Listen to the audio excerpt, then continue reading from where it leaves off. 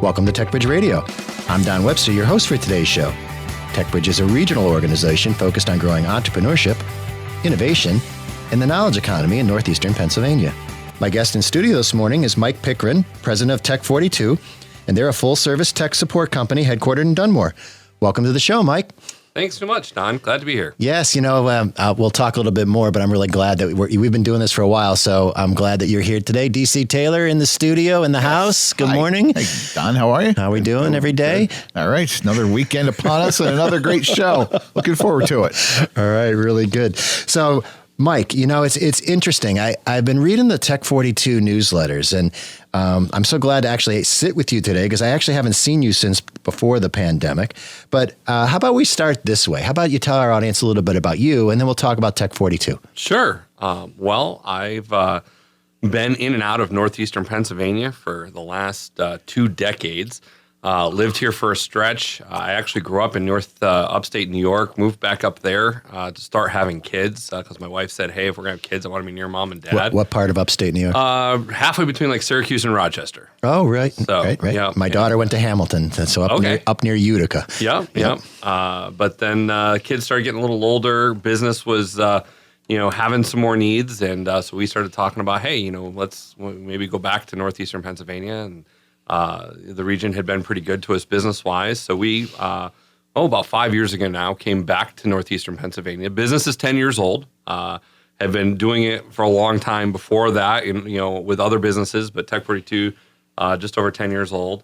And so we came back, moved to Mountaintop. My wife, she's a elementary school teacher, trained Montessorian, and she had a long-term relationship with the Montessori school in Kingston. Great. And so she reconnected with them. She taught for a little while. She's on the board now. And so we live right now in Mountaintop. I got a 12-year-old and a 9-year-old, and we're just, and a golden doodle. So we got the puppy and the whole package, and we're just doing life and enjoying northeastern Pennsylvania. Let me say thank you to your wife for being a teacher. That's such a great profession. So, Mike, if you've been listening to some of our past shows, one of the things that DC and I have been doing for fun, we started out with one word for 2021, and now we're sort of into the end of the year mode. So how about one word for you for 2022? From my perspective, I think probably right now I'm saying challenging. Okay. I think we got a lot of challenges coming in 2022. Which means opportunity. Okay. But there's challenges there. You know what? I think a little bit of reality check there, DC. What do you think? Everybody's very aspirational. Challenging, I think, is actually a real word that we should be owning. Absolutely. Yep. Yep. But challenges bring opportunities. I'll agree with that. Yep. How about for you? How come? Well, I just, I watch a lot of things that happen. I'm in peer groups, and I subscribe to different companies that are doing metrics and trending different stuff. And we're just seeing a lot of, the cyber threats are increasing, and it feels like they're increasing a lot faster than people's awareness, people's perception of, hey, I need to do something about this is.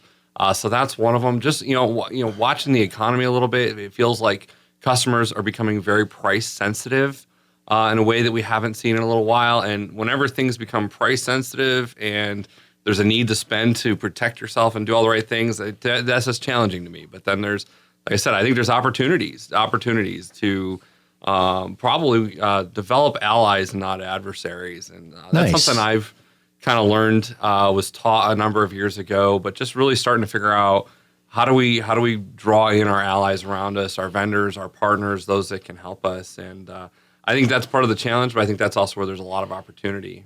Really good. Start doing that. Really good. Okay, so how about tell us a little bit about Tech42. You were talking about cyber risk. I know that's an important place for you guys. But before we get started, I'm just kind of curious. Tech42, you're a full-service tech company. Yeah. What's with the name? What's with the name? For our entrepreneurs and branding. What's with the name? I'm kind of curious. So I've had a long-term friendship and business partner. We've worked together. We've probably known each other for 30 years. And when him and I started this business together, I've always kind of been a little bit more the creative side, a little bit more, hey, here's an idea, here's a name, here's, whatever. Wait a second. You're a CCNA. You're the creative side. Wait a second. That's a Cisco cert for you people for tecBRIDGE Nation. He's the creative guy, but he's got a Cisco cert. I'm a multifaceted individual. I can tell you stories, but anyway. I was dry. I couldn't think of anything. And, my business partner, my buddy, comes to me and says, hey, I got a name for you. And he says tec42. And as soon as he said it, I knew where he was coming from. But I am a longtime fan, since I was a kid, of a British sci-fi comedy called The Hitchhiker's Guide to the Galaxy. Okay. In the Hitchhiker's mythos, yep. The number 42 is equivalent to the ultimate answer for life, the universe, and everything. Okay. In that mythos, a computer runs for a long time and spits out this answer. I love it. 42. So our inside joke was, we're the ultimate answer to all your technology needs. All right, I like it. And that was how it was born. And it's fun because everybody asks the question, and then we get to tell our fun story, and that's where it came from. Okay, so tec42, you're the ultimate solution for tech services. Tell our audience a little bit about what you guys do and where you like to really operate. Sure. So we're what's known in our industry as a managed service provider. And our offering really, the tech industry has shifted probably in the last decade on how we deliver services. We used to kind of operate under a model that was called break fix, and it was kind of the idea of if your computer's broken, you call us, we fix it, you pay us an hourly rate. The problem was that really lacked a lot of proactive structure. It didn't give us the opportunity to build good networks because we're really just only fixing broken stuff. So the industry as a whole, like I said, about a decade, maybe a little longer, started shifting into this, what we call fully managed model. And it was the idea of saying, hey, we're going to assess a flat monthly rate. So it's very predictable for the business owner. You know what you're going to spend on IT this year. And then we're pretty much your IT department. We deliver an unlimited amount of service. So you can call our help desk as many times as you need. You can open as many tickets as you need. You can have us come on site as many times as you need. And what that really moves into is now the burden shifts from the business owner to us of managing our IT, figuring out what all the right things are doing. We're responsible to deliver uptime at the end of the day. We're responsible to manage your risk. And that's what we've been doing. We've kind of fully embraced this model probably about 5 years ago, stopped really accepting customers under the old model. And it's more expensive right out the door. I mean, there's no two ways about it, but we're delivering a whole lot more value. And the customers that embraced it, their level of satisfaction in us as an organization rose dramatically. And their level of satisfaction in what they're getting. And I'd even say, some of them, their level of success in their business has risen because their technology works. Their technology isn't restricting them from making money and doing their business. Really good. So, Mike, if tecBRIDGE Nation wants to learn a little bit more about tec42, and your website's great. I mean, one of the things that I think about your website when I'm looking at it is there's real depth to it. You've got stats, you've got video, you've got all sorts of different things. I would encourage tecBRIDGE Nation to go out and look if you're thinking about tech services. But where do we find you? tec42llc.com. And if you search for us, we're on Facebook, LinkedIn, kind of the major social media streams, but our website first and foremost. Okay, so you guys are headquartered in Dunmore. You provide tech services in many regards, the professional services that keep things running day to day. What's the footprint? Like, how far do you guys service? I'm kind of curious. Interestingly enough, I was thinking about it yesterday. What's the farthest away we've serviced? And I actually I'm involved in a peer group. So I got a group of guys that own businesses just like mine from across the country. And I actually have a buddy who's on Maui. And a handful of years ago, he knew we did some web stuff and some soft dev stuff. And reached out and said, hey, I got this luau that has some software needs. Can you help? So for a few years, we were doing kind of little minor web changes, little software dev stuff here and there for a luau on Maui. So that's kind of the exception of the rule. Okay, so you go far and wide. How about local? Yeah, local. Right now, we are predominantly in Lackawanna and Luzerne counties, but we do have a little bit of a presence in the surrounding areas. I have some customers in Wayne, a handful of customers in Pike, Monroe, Wyoming, So we're kind of spread around there. And really, there's not a lot of limitation on us. Especially from the managed service perspective, we do probably 80% of our work remotely. Okay. Through screen sharing. You call us, we share the screen, look at your problem, deal with it right then and there. But then after that, it's really kind of up to the client, to say, hey, how much do you want to pay us to travel? I'll fly somebody to your site if you got a site in another state. But realistically, probably within 2 to 3 hours is kind of our sweet spot. That's what we can really, really crush. I'm kind of interested, Mike. So with the pandemic, there's been a tremendous amount of change in terms of support and IT needs.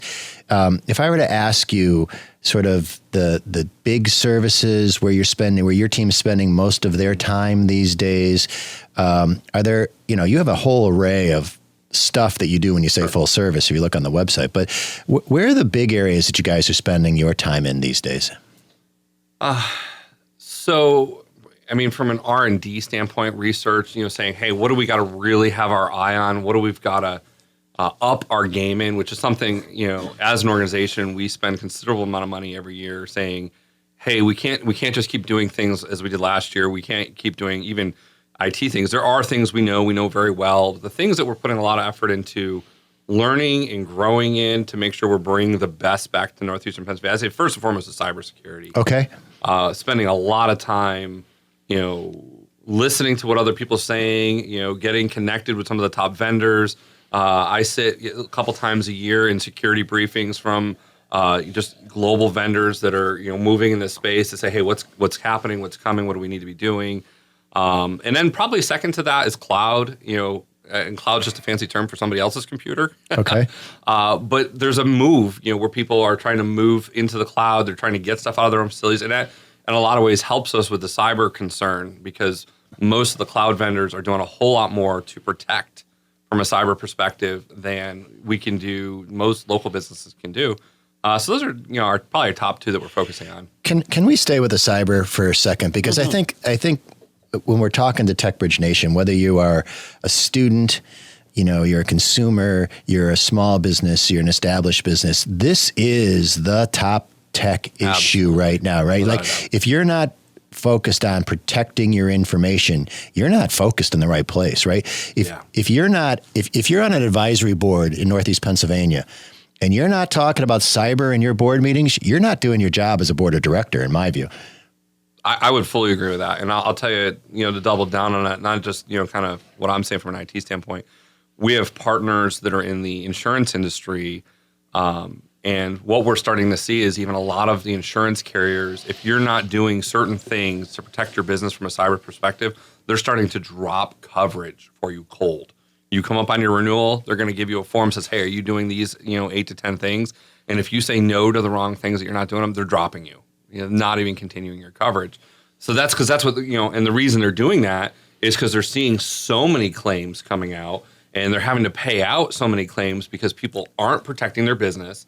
Then they're having a cyber event that's causing serious damage to their business and the insurance carrier is having to pay out to that business. So they're saying, look, if you're not protecting your business adequately from a technology standpoint, we're not paying the bill. So, Mike, let me ask you, let's stay with this point for a second, because I think it's really important. So a number of our listeners have small businesses and startups. Sure. A lot of times we talk on tecBRIDGE Radio about we don't know what we don't know. Very true. Right. So, so I'm a small business. I don't have a big budget, but I hear on tecBRIDGE Radio and I hear, in the media that cyber is an issue.